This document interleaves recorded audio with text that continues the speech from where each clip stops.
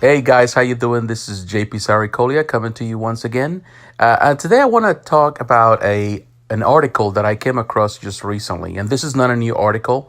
I did post the link at my Facebook page, but this is an article that was written last year, actually in November, the Rhode Island Comic Con.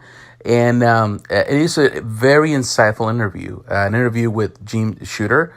This was done by the page Adventures in Poortaste.com. So it's very insightful and definitely one that really, even though it was a year ago, I still think is very, very important today.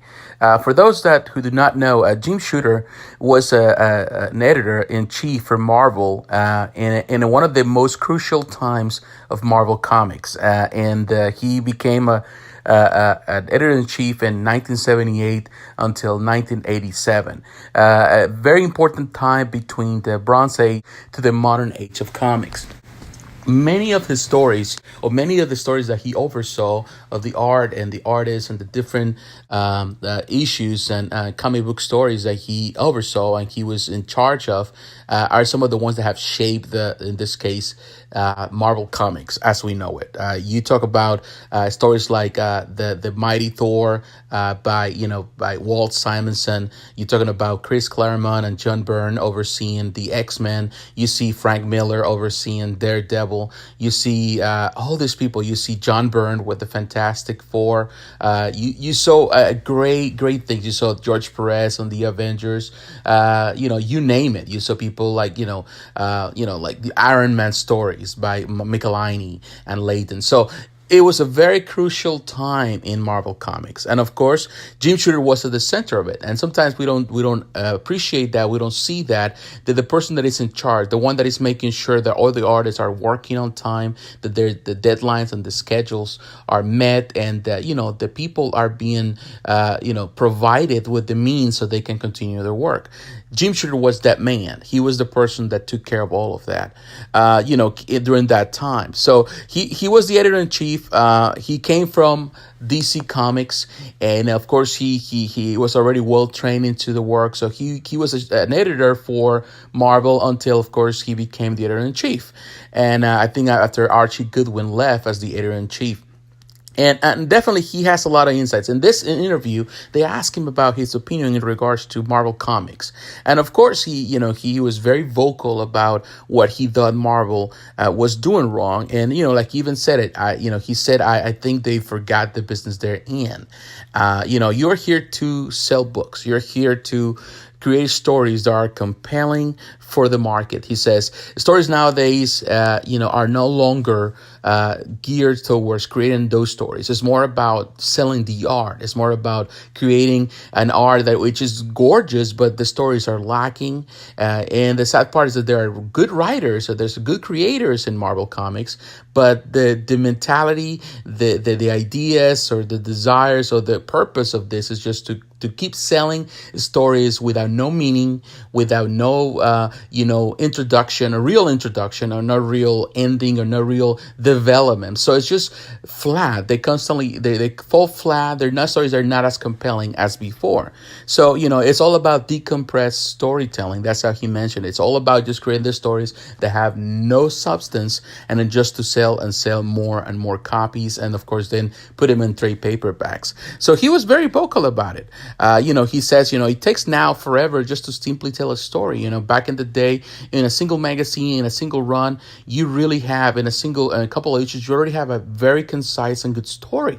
Nowadays, it could take 6 months, it could take a year for a story to develop into nothingness. So, he was very, very vocal about it. Of course, he's mentioning the fact that nowadays, comics are expensive, the price of a comic book. And, nowadays, companies are thrilled just to sell 30,000 copies, when back in the day, you have, if you were selling less than $100,000, you were a failure. So, definitely that time, some of these issues were selling close to 250,000, of million copies, which was the norm back in the day. It had nothing to do with a special event or somebody dying or somebody just getting married. It was just a single issue, and any given day. So he was very, talk about also about covers. During his time, if there's something that he did, he was famous for, or during his tenure, was the Amazing Spider-Man. He got married, and of course they got two covers for this. There was a giant, an annual, comic book, and they have two covers. They have, of course, one with the superheroes in the background, and one with the civilians and the people involved in Peter Parker's life in the background, which was very, very, very cool, to have that. But that was before there was the concept of variant comics, which became very prevalent in the 90s. And of course, as you know, it created a bubble in the industry that ultimately made the industry crash. So he talked about it. He said, back in the day, we didn't have that. It was not about selling variants. It's about selling the stories, which is important. We created covers, it's all about creating a single story. You want to give the customers the same thing. So he advised against it. He says, we shouldn't do those things. Also, he was very, talk about the way that, he brought everything back into, to be concise on the release time. What problem that Marvel was having, there was no consistency. I know Jim Shooter was hated for it. Many artists didn't like it, but if artists, most artists, they are the type of people that they don't like consistency. They just, they are not constant into what they do. It's just more about the art. So you have to have someone that has the strength to bring artists together and put them into a schedule and says, this is the deadline. We need to meet the deadline. By the time he got it, more than half of the books were always late. They were not being fulfilled. So of course that also hurts business, because people are not getting their books on time. So of course they just simply don't buy. So he was one of the ones that put really a tie knot on it. He was the one that was said, we're gonna get the stuff on time. This is what you need to do. It needs to get done at this time. So his management skills came into play and really brought a lot of this artist into working on a tight ship. And that's actually one of the reasons why Marvel was very successful, because books were on time. And of course, this created some crisis, created some differences between artists with Jim Shooter. A lot of people didn't really like him, to the point that, of course, that's one of the reasons why he left Marvel.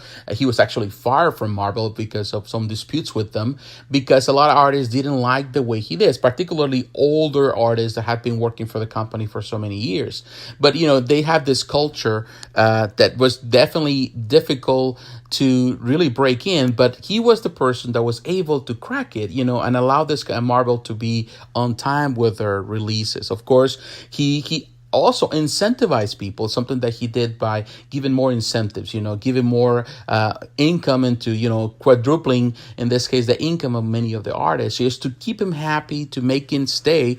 And not just that, give him a percentage. If you create a character, you get 20% of that character. It belongs to you.